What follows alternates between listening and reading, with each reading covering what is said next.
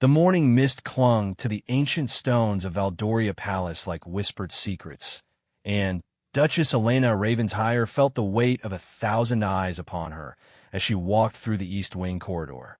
Her silk gown rustled against the marble floors, each step echoing through halls that had witnessed 5 centuries of royal drama. Today would mark the 3rd anniversary of her marriage to Prince Adrian, the king's younger son, yet she felt more like an outsider than ever before.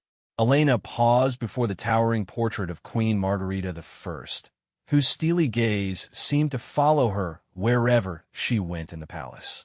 The late queen's legendary collection of jewels had become the stuff of palace folklore. Emeralds from the ancient mines of Thesauria, diamonds that once adorned the necks of Byzantine empresses, and the crown jewel of them all, the Valdorian sapphire, a stone so rare that kingdoms had once waged wars over it. The sound of approaching footsteps made Elena turn. Lady Catherine Whitmore, the Queen's private secretary and longtime confidant, approached with her usual measured pace. Catherine had served the royal family for over 30 years, and her loyalty to Queen Isabella was absolute and unwavering. "Your Grace," Catherine said with a slight bow that somehow managed to convey both respect and distance. "Her Majesty requests your presence in the blue drawing room at your earliest convenience." Elena nodded, though her heart quickened. Summons to the blue drawing room were never casual affairs. The ornate chamber served as Queen Isabella's private audience room, where matters of utmost importance were discussed away from the prying ears of courtiers and staff. As Elena made her way through the palace's labyrinthine corridors, she reflected on how dramatically her life had changed since marrying into the House of Valdoria. Born to minor nobility in the countryside, she had met Prince Adrian during a charity gala in London. Their courtship had been swift and passionate, a fairy tale romance that had captivated the public imagination. But fairy tales, Elena had learned, rarely survive the harsh realities of palace life. The blue drawing room lived up to its name, with walls adorned in rich sapphire silk and furniture that had been crafted by master artisans centuries ago. Queen Isabella sat regally in her preferred armchair, her silver hair perfectly coiffed despite the early hour. At 68, the Queen maintained the bearing and sharp intellect that had made her one of Europe's most respected monarchs. "Elena, dear, please sit," Queen Isabella said, gesturing to the chair opposite her. Her voice carried the refined accent of old nobility, each word carefully measured and deliberate. Elena took her seat, noticing that they were alone, unusual for royal audiences, which typically included at least one secretary or aide to take notes. "I trust you are well this morning?"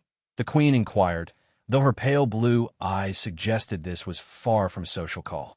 "Very well, Your Majesty. Thank you for asking."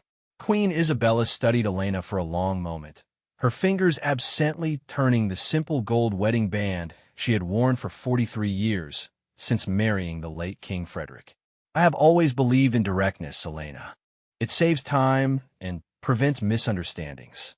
Elena felt her stomach tighten. "Of course, Your Majesty. There have been certain observations made by my staff regarding your interest in the family's jewelry collection. Specifically, several valuable pieces that have been in our family for generations." The accusation hung in the air like an accusation. Elena felt heat rise to her cheeks, but she maintained her composure. "I'm not sure I understand, Your Majesty. Lady Catherine has informed me that you have made several inquiries about the provenance and value of various pieces.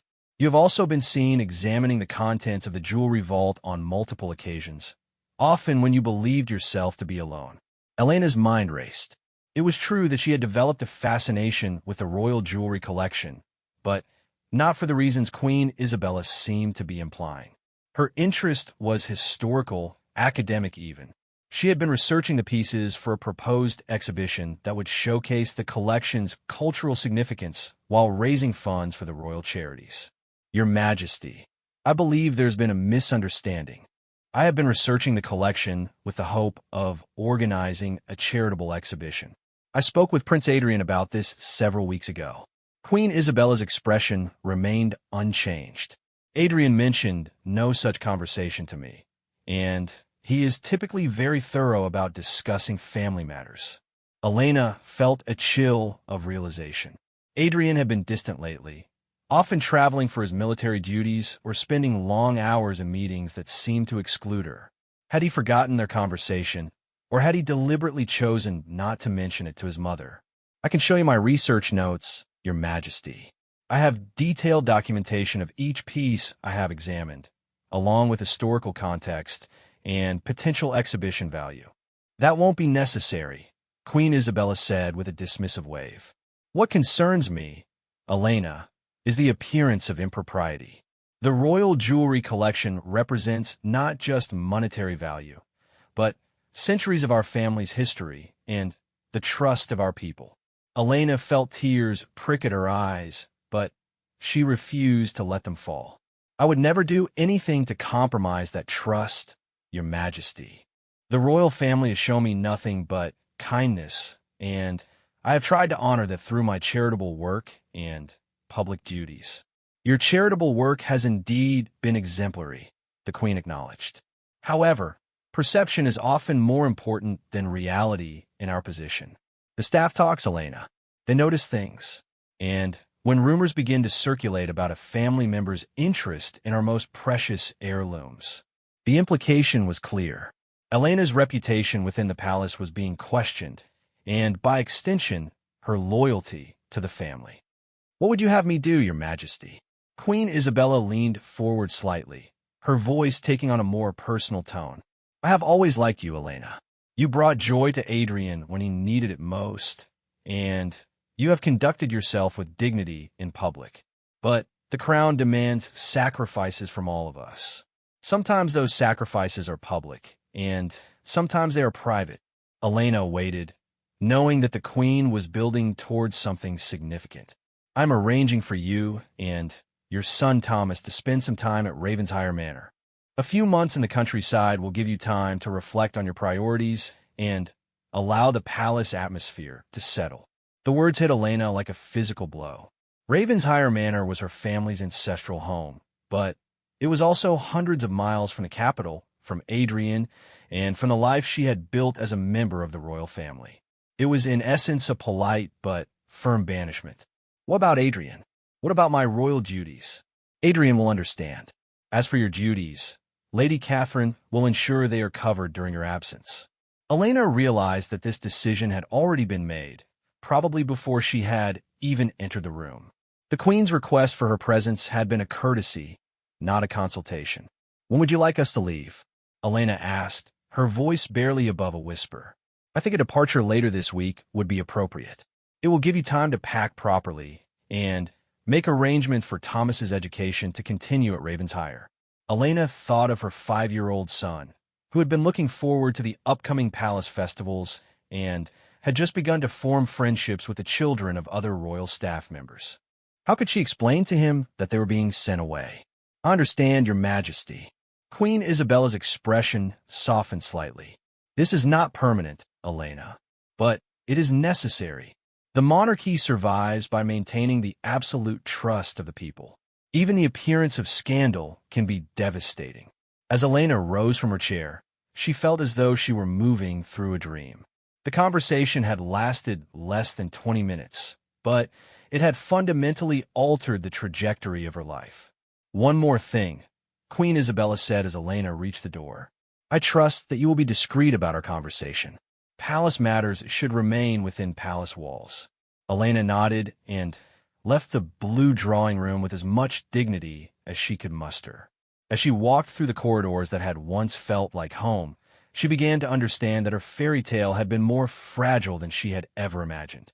The ancient walls of Eldoria Palace had witnessed countless dramas over the centuries, but for Elena, this felt like the beginning of a story that would test everything she thought she knew about love, loyalty, and the price of wearing a crown, even one that was only borrowed through marriage.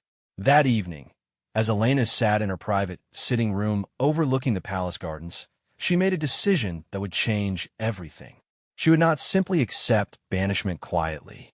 If the Queen questioned her character and motivations, then Elena would prove her worth in a way that would be impossible to ignore or dismiss. She had no way of knowing that her decision would set in motion events that would shake the very foundations of the Valdorian monarchy, or that the precious jewels she had innocently studied would become the center of a scandal that would captivate the world's attention.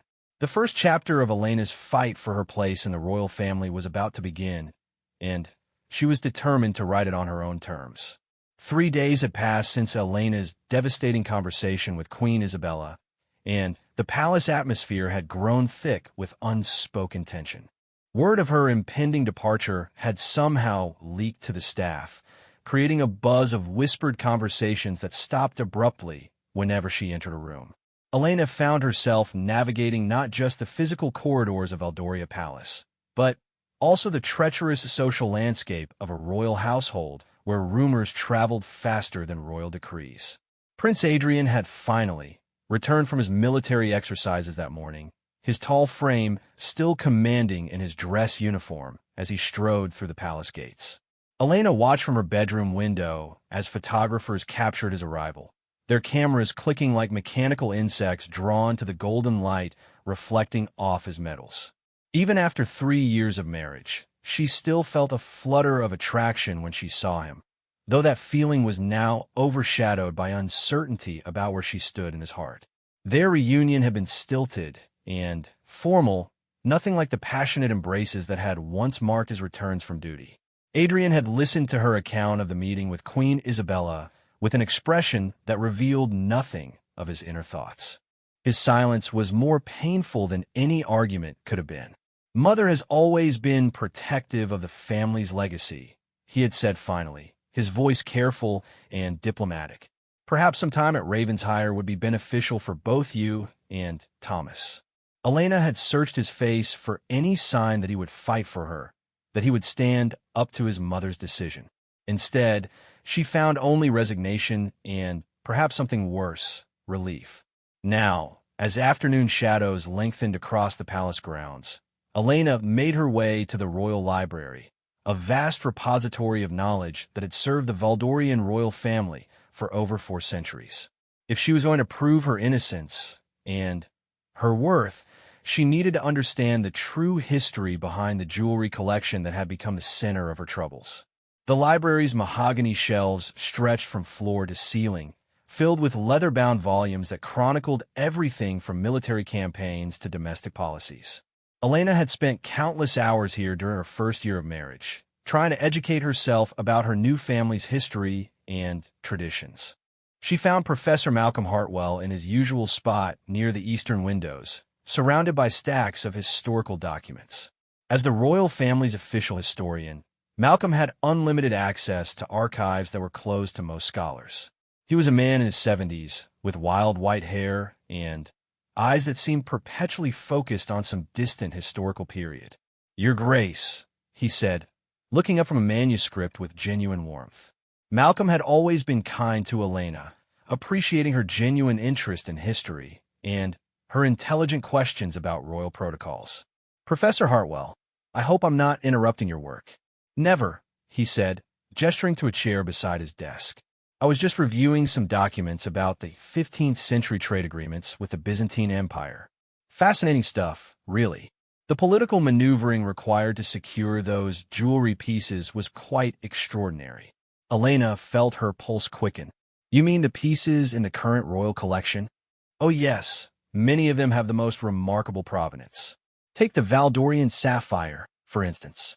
That stone has quite literally changed the course of European history on multiple occasions."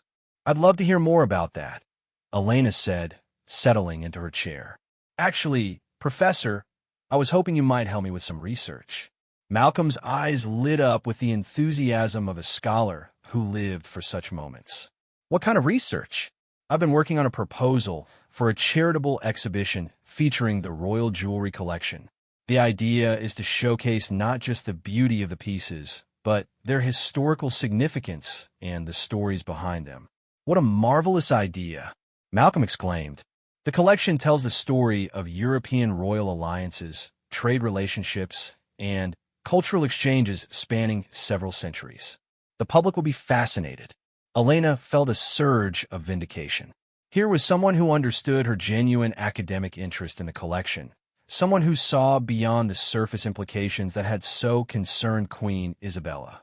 Unfortunately, Elena continued carefully, there have been some misunderstandings about my research. I was hoping you might have documentation that could help clarify the legitimate historical value of such an exhibition. Malcolm's expression grew more serious as he began to understand the subtext of Elena's request. As a longtime palace resident, he was well aware of the complex dynamics that governed royal family relationships. I see, he said thoughtfully. Well, I certainly have extensive documentation about each piece in the collection.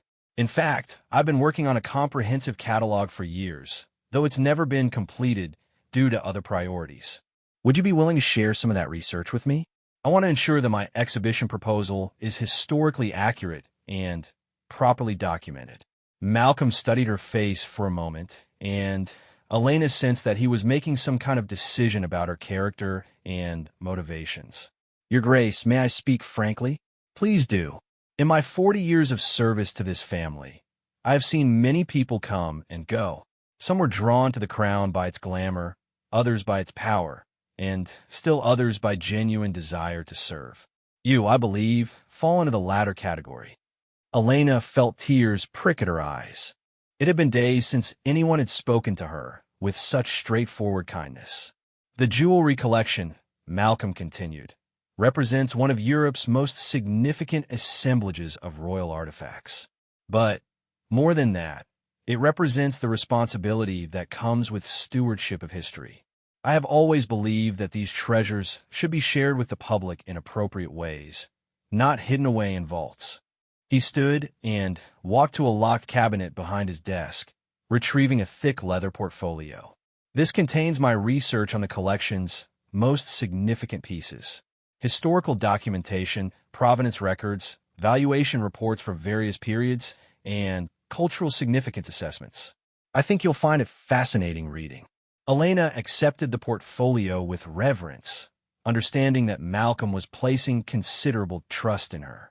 There is one thing you should know, Malcolm said, returning to his seat. The jewelry collection has been the subject of family disputes before. Queen Isabella's grandmother, Queen Charlotte, faced similar challenges in the 1960s when her daughter-in-law, Princess Margaret, was accused of inappropriate interest in the family jewels. What happened? Princess Margaret was ultimately vindicated, but not before considerable damage was done to family relationships. The accusations were based on jealousy and misunderstanding rather than any actual wrongdoing. Elena felt a chill of recognition. History, it seemed, had a way of repeating itself within royal families. Professor, do you think there might be other motivations behind the current concerns about my research? Malcolm chose his words carefully. Royal families are complex organisms, Your Grace. Sometimes conflicts that appear to be about one thing are actually about something else entirely. Power, succession, influence. These are delicate matters that can manifest in unexpected ways. As Elena prepared to leave the library, portfolio clutched tightly in her hands, Malcolm offered one final piece of advice. Document everything, Your Grace. In situations like these, truth has a way of emerging, but only if proper records are kept. That evening, Elena spread the contents of Malcolm's portfolio across her sitting room desk. What she discovered was far more extraordinary than she had imagined. The royal jewelry collection wasn't just valuable, it was historically priceless. Each major piece had played a role in significant diplomatic negotiations, royal marriages, or political alliances. The Valdorian sapphire, for instance, had been given to Adrian's great-great-grandmother as part of a peace treaty that ended a territorial dispute with neighboring Thesauria. The emerald necklace that Elena had particularly admired had once belonged to Catherine the Great and had been acquired through a complex trade agreement that secured Valdoria's neutrality during the Napoleonic Wars. But the most startling discovery came in a folder marked Recent Acquisitions and Loans. According to Malcolm's meticulous records, several pieces in the collection were not actually owned outright by the royal family. 3 significant items, including a diamond tiara and a ruby brooch, were on permanent loan from private collectors and museums, with agreements that required periodic renewal. More intriguingly, Elena discovered that one of these loan agreements was set to expire within the next 6 months, and the private collector had recently died, leaving the ownership of the piece in question. The item in dispute was the crown of roses, a delicate diamond and pearl circlet that had become one of Queen Isabella's most frequently worn pieces. Elena realized that she might have stumbled upon information that could explain the heightened sensitivity around the jewelry collection. If the royal family was facing potential legal challenges to their possession of certain pieces, it would make perfect sense for Queen Isabella to be extremely protective of who had access to information about the collection. As she continued reading, Elena found references to insurance valuations, security assessments, and correspondence with various international auction houses and museums. The picture that emerged was of a collection under careful management and constant evaluation, not just for its beauty, but for its legal and financial implications. One document particularly caught her attention, a letter dated just 2 months ago from a London law firm representing the estate of Lord Pemberton, a deceased collector. The letter formally requested the return of several items that Lord Pemberton had apparently loaned to the royal family decades earlier, items that included the crown of roses. Elena sat back in her chair, processing the implications of what she had discovered.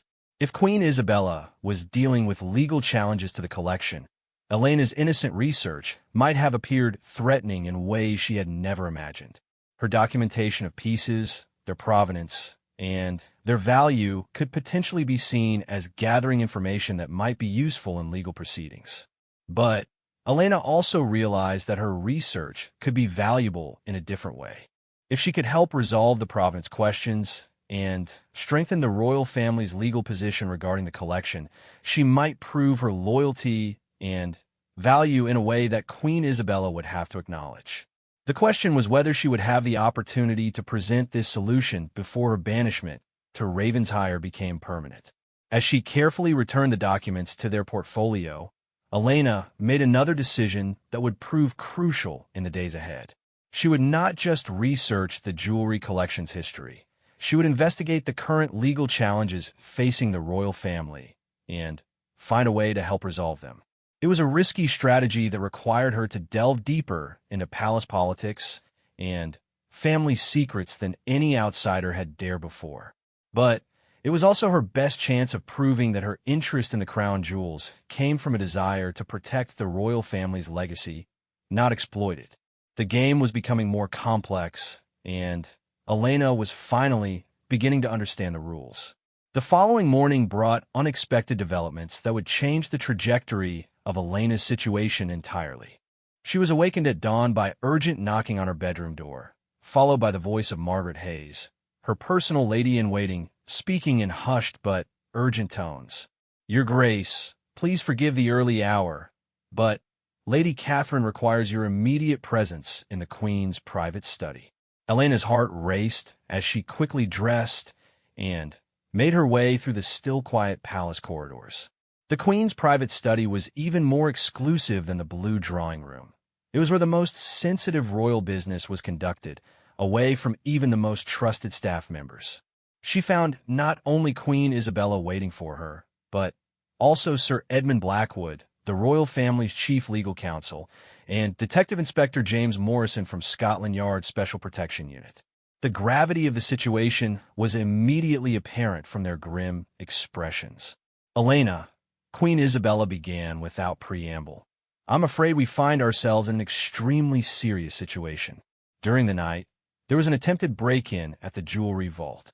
Elena felt the blood drain from her face. "Was anything taken?" Detective Inspector Morrison stepped forward. "Nothing was stolen, Your Grace, but the intruder was clearly familiar with the palace layout and security protocols. This was not a random burglary attempt." Sir Edmund cleared his throat, his weathered face showing signs of a sleepless night. "More concerning is the fact that the intruder specifically targeted the section of the vault containing the pieces you have been researching most extensively. The implication hung in the air like an accusation. Elena felt as though the walls of the elegant study were closing in around her. "Your Majesty, surely you don't believe that I had anything to do with this?" Queen Isabella studied Elena's face carefully. "What I believe is less important than what the evidence suggests. The timing of this incident, combined with your recent activities, presents a very troubling picture." Detective Inspector Morrison consulted his notes. The security logs show that someone used an access code that had been recently observed being entered multiple times near the vault entrance. The code corresponds to the one you were given for your research purposes. Elena's mind raced. She had indeed been given access to the vault area for her exhibition research, but she had been extremely careful with the security protocols. "Inspector, I can account for every time I use that access code. I have detailed notes of each research session." "We'll need to review those notes," he replied. "But there's another matter. The attempted break-in coincided with a power outage that disabled several security cameras for exactly 17 minutes. That kind of precision suggests inside knowledge." Sir Edmund opened a folder on the desk. "Elena, we've also received information that suggests you may have been in contact with external parties regarding the jewelry collection." "What kind of external parties?" "Art dealers, auction house representatives, private collectors. People who would have a professional interest in the collection's contents." Elena felt panic rising in her chest. It was true that she had reached out to several experts during her research, but only to gather historical information for her exhibition proposal. "I contacted museum curators and art historians for academic research. I can provide you with copies of all my correspondence." Queen Isabella leaned forward. "Elena, I want to believe that your intentions were innocent, but the circumstances have created a situation that threatens not only the security of our family's treasures, but also the reputation of the monarchy itself. Your Majesty, I swear to you that I had nothing to do with any attempted theft. I would never betray the trust you have shown me." Detective Inspector Morrison spoke again. "Your Grace, we'll need you to remain available for further questioning over the next few days. I trust you understand the seriousness of the situation."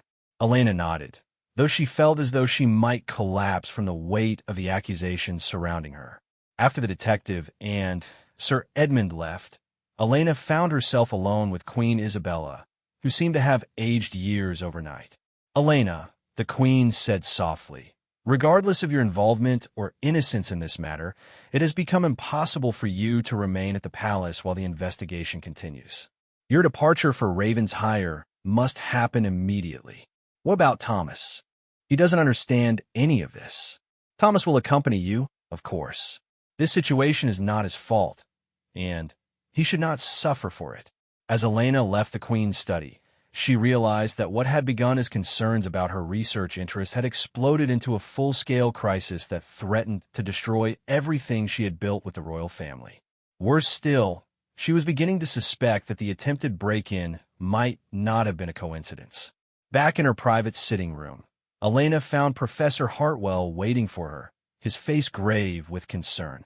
"Your Grace, I heard about the incident last night. I want to speak with you before you departed for Raven's Hire." "Professor, please tell me you don't believe I had anything to do with this." "Certainly not," he said firmly. "In fact, I believe you may have been deliberately targeted. What I'm about to share with you must remain absolutely confidential." Elena sat down, grateful to have at least one ally in the palace. "Last evening, after our conversation, I conducted some additional research into the current legal challenges facing the jewelry collection. What I discovered is deeply troubling." Malcolm opened his portfolio and withdrew a letter that Elena hadn't seen the previous day. "This correspondence came to light only yesterday, hidden in some old files I was reviewing. It's from Lord Pemberton's estate, but it reveals something much more significant than a simple request for the return of loaned items." Elena read the letter with growing alarm. According to the document, Lord Pemberton had been keeping detailed records of royal family activities for years, including information about the jewelry collection that he claimed had been obtained through unauthorized sources within the palace. "Professor, what does this mean?" It suggests that someone within the palace has been providing confidential information about the collection to outside parties for quite some time. Your research may have inadvertently threatened to expose this ongoing breach of security. The implications began to dawn on Elena. If someone within the palace had been leaking information about the jewelry collection, her legitimate research could have appeared to threaten their operation. Framing her for the attempted theft would accomplish two goals: removing her from the palace and providing a scapegoat that would end further investigation into the real security breach. Do you have any idea who might be involved in this? Malcolm hesitated. I have suspicions, but no proof. However, I can tell you that the security access code used in last night's incident was not unique to you. Several staff members have access to those same codes, including some who have been with the palace for many years. Elena felt a surge of hope mixed with anger. She was being used as a convenient fall guy for a much larger problem. Professor, would you be willing to share this information with the investigators? I've already taken the liberty of copying these documents and sending them to Detective Inspector Morrison through secure channels. However, I wanted you to be aware of what we're dealing with before you left for Ravensire. As Elena prepared for her departure from Valdoria Palace, she realized that her exile might actually work to her advantage. Away from the palace's watchful eyes and complex politics, she would have the freedom to conduct her own investigation into the jewelry collection controversy. More importantly, she would have the motivation to clear her name and protect her son's future. The drive to Ravensire Manor took 4 hours through the rolling countryside that had been her family's domain for generations. As their car wound through the familiar lanes bordered by ancient oak trees, Elena explained to 5-year-old Thomas that they would be spending an extended holiday at Grandmama's old house. Thomas took the news with the adaptability of childhood, asking mainly whether he could bring his toy soldiers and if there would be horses to ride.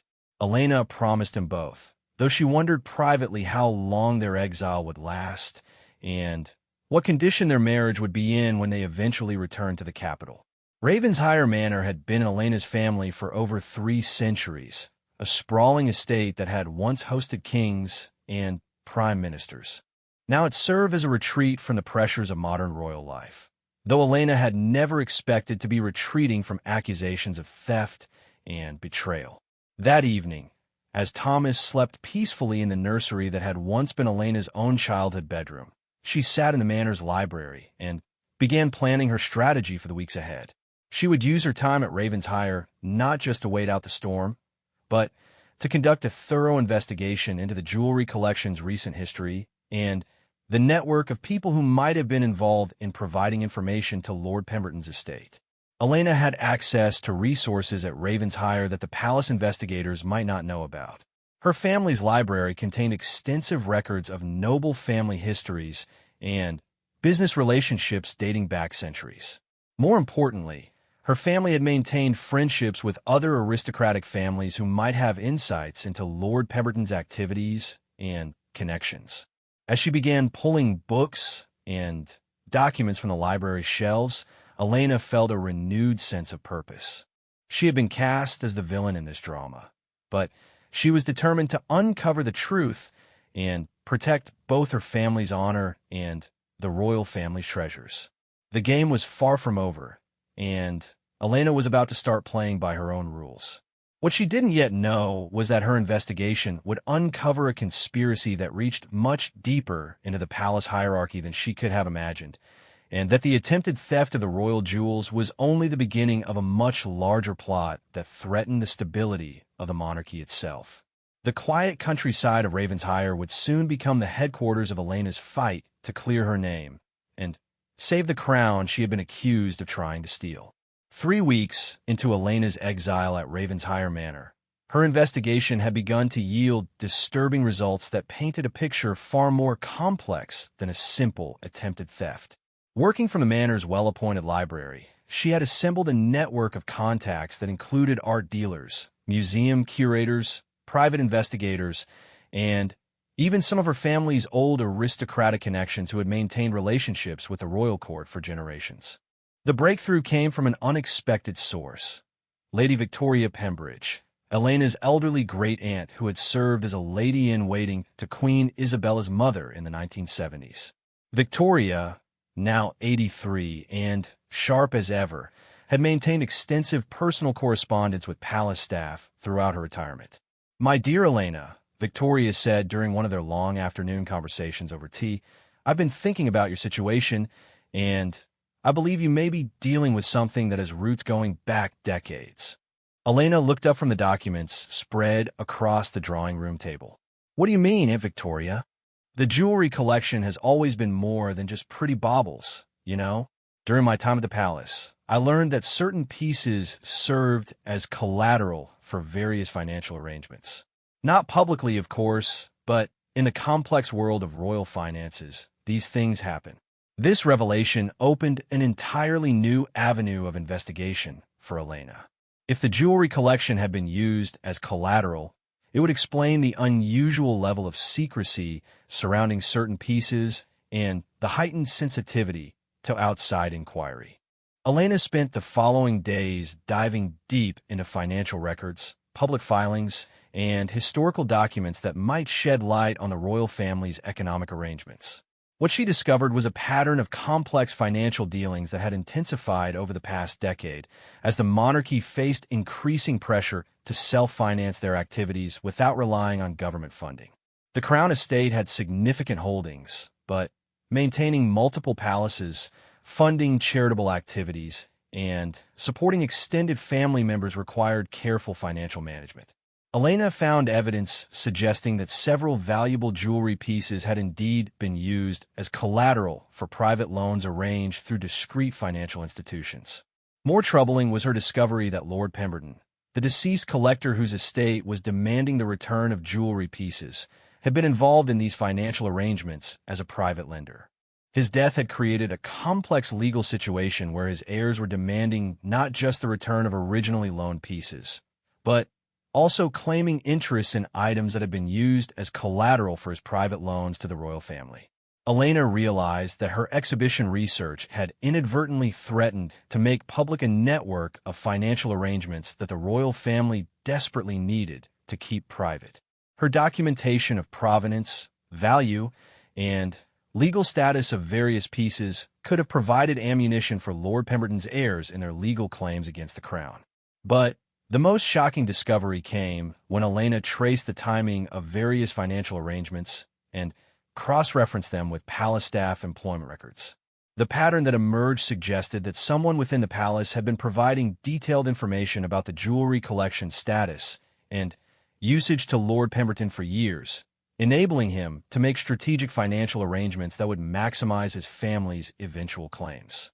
The prime suspect became clear when Elena discovered that Lady Catherine Whitmore, Queen Isabella's trusted private secretary, had a brother who worked as a financial advisor specializing in high-value asset management. Further investigation revealed that Catherine's brother had served as an intermediary in several of the financial arrangements between Lord Pemberton and discreet lending institutions. Elena's hands trembled as she assembled the evidence that suggested Lady Catherine had been systematically betraying the royal family's trust for financial gain. Catherine had access to all information about the jewelry collection, knowledge of security protocols, and the ability to arrange for Elena to be in the right place at the right time to appear suspicious when the crisis finally erupted. The attempted break-in began to make sense as well. Elena suspected it had been staged to create a crisis that would justify increased security restrictions and any public exhibition that might expose the financial arrangements surrounding the collection. By framing Elena as a suspect, Catherine had deflected attention from the real security breach while eliminating the threat of public disclosure.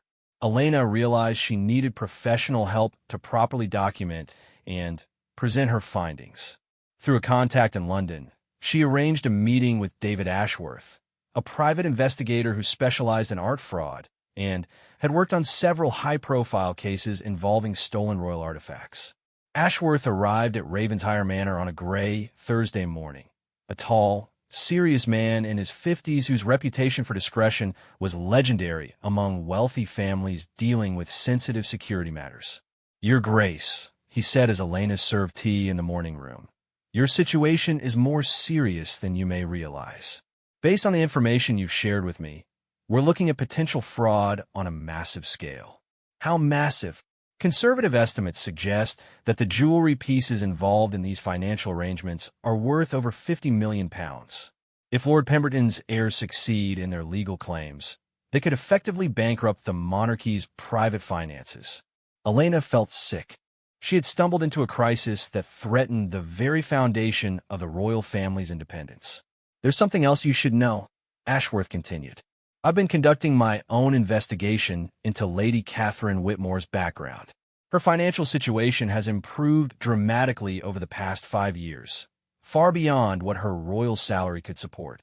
He produced a folder containing bank records, property purchases, and investment portfolios that painted a picture of a woman living well beyond her official means.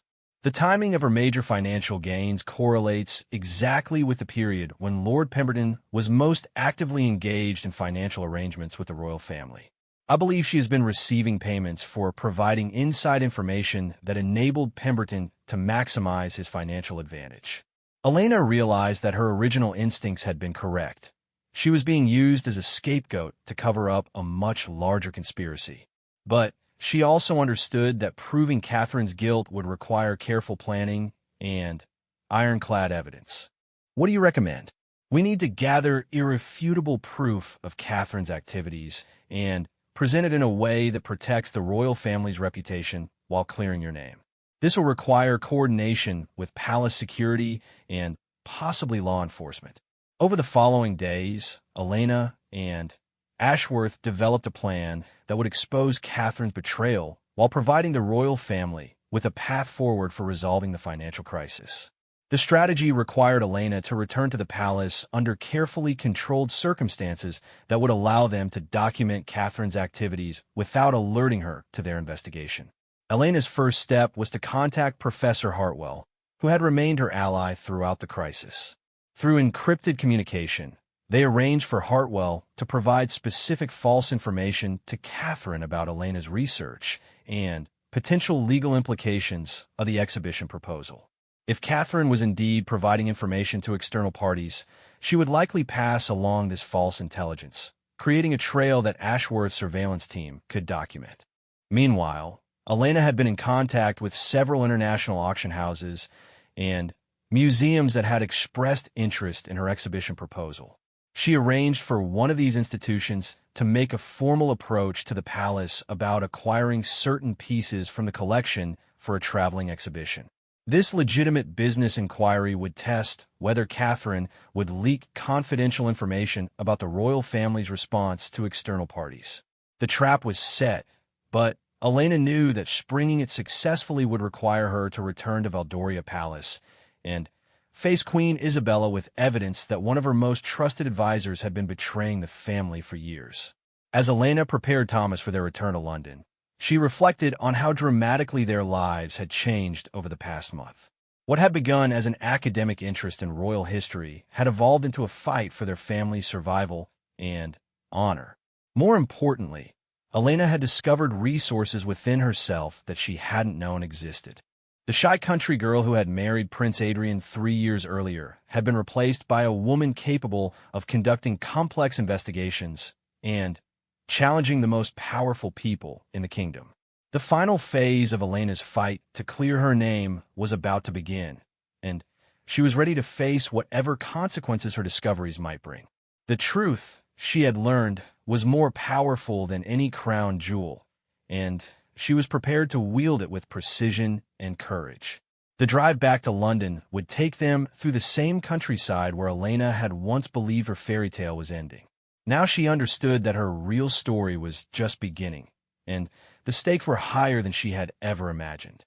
Queen Isabella, Lady Catherine, and the entire royal establishment were about to learn that Elena Ravenshire was far more formidable than anyone had given her credit for.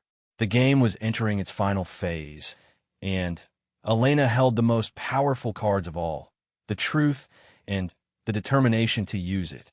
7 Elena's return to Valdoria Palace after 5 weeks at Ravenshire Manor was orchestrated with the precision of a military operation.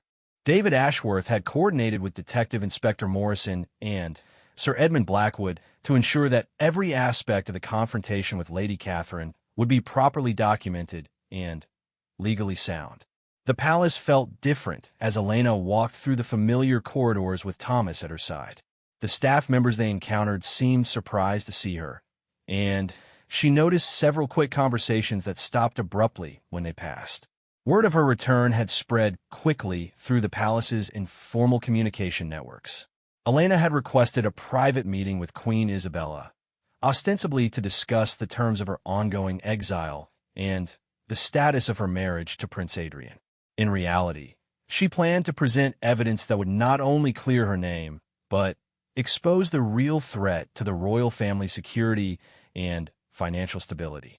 Queen Isabella received her in the same blue drawing room where their confrontation had begun 2 months earlier. The queen looked tired, and Elena noticed that she had lost weight during the crisis. The stress of managing both a potential scandal and the complex legal challenges surrounding the jewelry collection had clearly taken its toll. "Elena," Queen Isabella said, her voice more subdued than Elena remembered. "I trust your time at Ravenshire has been beneficial for reflection. It has been very educational, Your Majesty.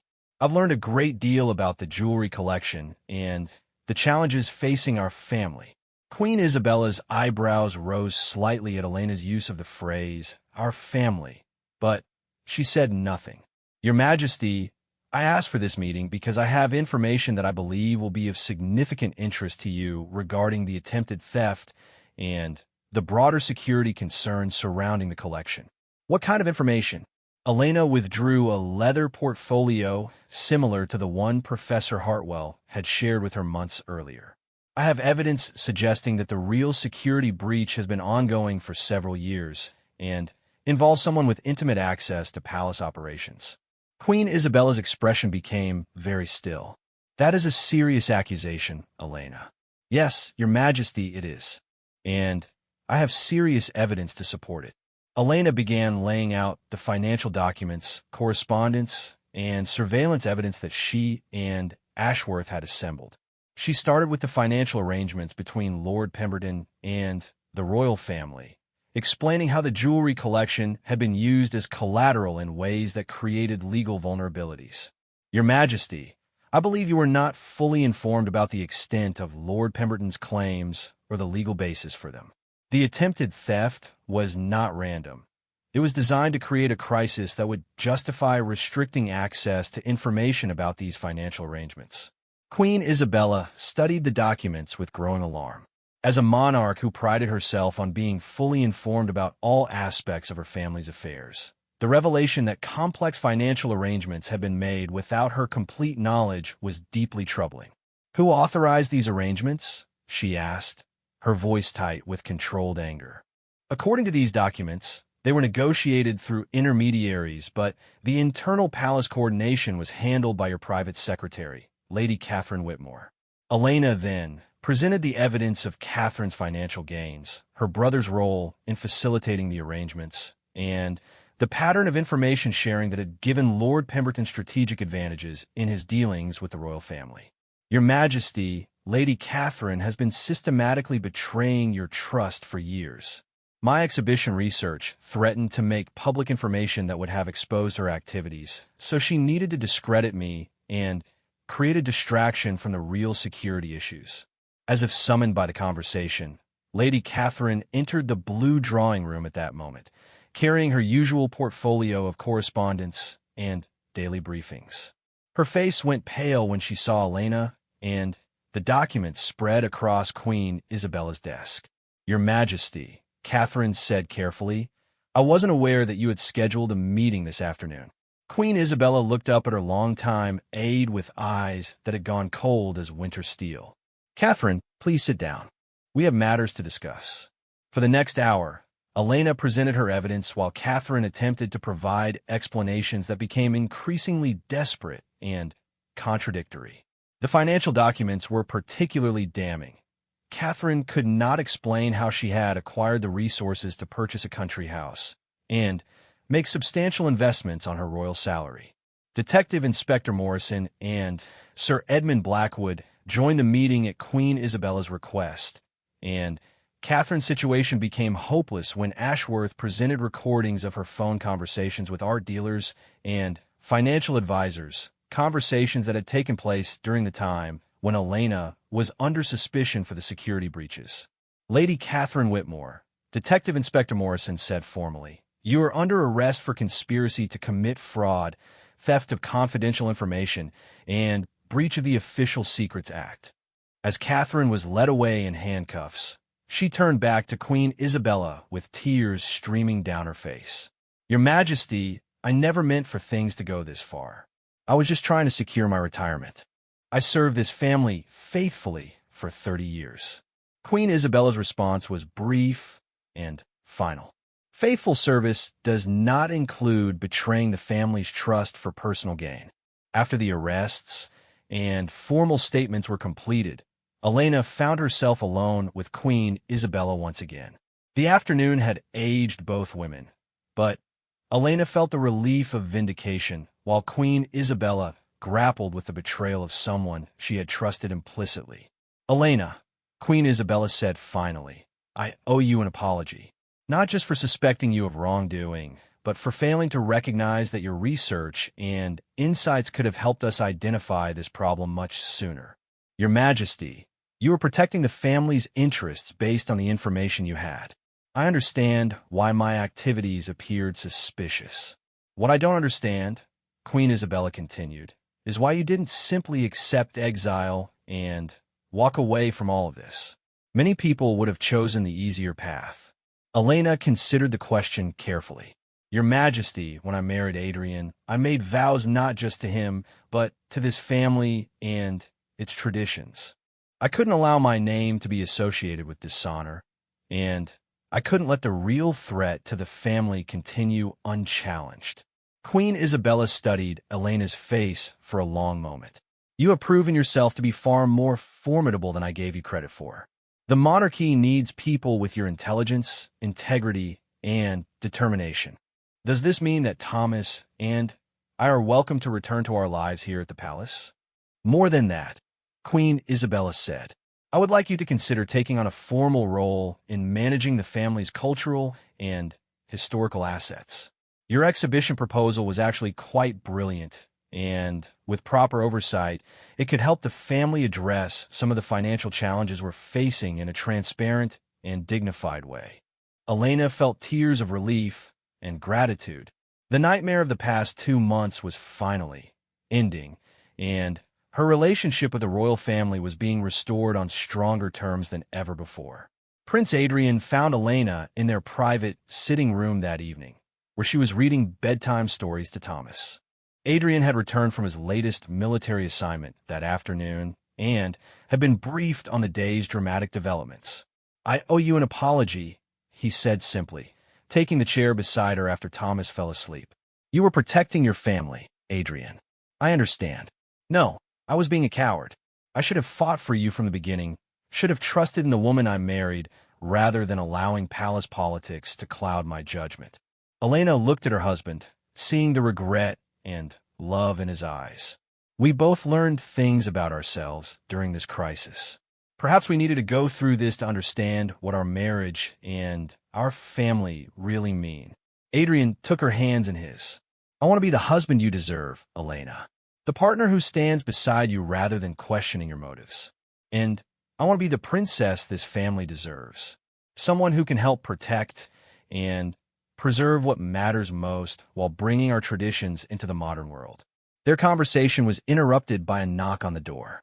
Queen Isabella entered, carrying a small velvet box that Elena recognized as coming from the royal jewelry collection. "Elena," Queen Isabella said, "this belonged to my grandmother, Queen Charlotte. She was another strong woman who faced unjust accusations and proved her worth through courage and intelligence." Inside the box was a delicate sapphire pendant surrounded by diamonds, a piece Elena had researched during her exhibition proposal, but had never seen outside the vault. "I would like you to have this, not just as an apology, but as a symbol of your place in this family and your role in protecting our legacy." As Elena fastened the pendant around her neck, she realized that her fairy tale had indeed come true, but not in the way she had originally imagined. She had found her place in the royal family not through passive acceptance of her role, but by proving herself capable of protecting the institution she had married into. The jewelry collection exhibition opened 6 months later to international acclaim, raising over £3 million for royal charities while showcasing the historical and cultural significance of the pieces. Elena's meticulous research and presentation had transformed what could have been a financial liability into a cultural triumph. Lady Catherine served 18 months in prison for her crimes and was permanently banned from any position involving access to government or royal information. The financial arrangements with Lord Pemberton's estate were resolved through negotiation, with the royal family retaining ownership of the disputed pieces while paying a fair settlement to his heirs. Most importantly, Elena's investigation had led to comprehensive reforms in palace security protocols and financial oversight, ensuring that such a betrayal could never happen again. As Elena stood in the palace's East Wing gallery on the opening night of the exhibition, wearing Queen Charlotte's sapphire pendant, and watching visitors marvel at the treasures that had nearly destroyed her marriage, she reflected on the journey that had brought her to this moment. She had entered the royal family as an outsider seeking acceptance, but she had found her true place by becoming a protector of the institution itself. The crown jewels that had once seemed like distant symbols of power had become her responsibility and her passion. Thomas, now 6 years old and resplendent in his first formal evening wear, tugged at her gown. "Mama, are those the special jewels that you saved?" Elena smiled down at her son, thinking about the legacy she was helping to preserve for his future. "Yes, darling. Those are the jewels that remind us that sometimes the most precious things are worth fighting for." As the evening progressed, and dignitaries from around the world praised the exhibition, Elena caught Queen Isabella's eye across the crowded gallery. The Queen raised her champagne glass in a subtle toast, a gesture of respect between two strong women who had weathered a storm and emerged stronger for it. The crown shadow had lifted, and Elena Ravenshire had taken her rightful place not just as a member of the royal family, but as one of its most valuable guardians. The jewels sparkled under the gallery lights, safe and secure in their display cases, protected by someone who understood that their true value lay not in their monetary worth, but in the history and traditions they represented. The fairy tale had become reality, but it was a reality built on courage, intelligence, and the determination to protect what mattered most. Elena had learned that sometimes the greatest treasures are not inherited, but earned through trials that test the very core of who you are. As the exhibition's success continued to draw visitors from around the world, Elena began planning her next project, a comprehensive documentary about the role of royal women throughout history, focusing on those who had protected and preserved their families' legacies during times of crisis. The crown shadow was over, but Elena's real story as a guardian of royal tradition was just beginning.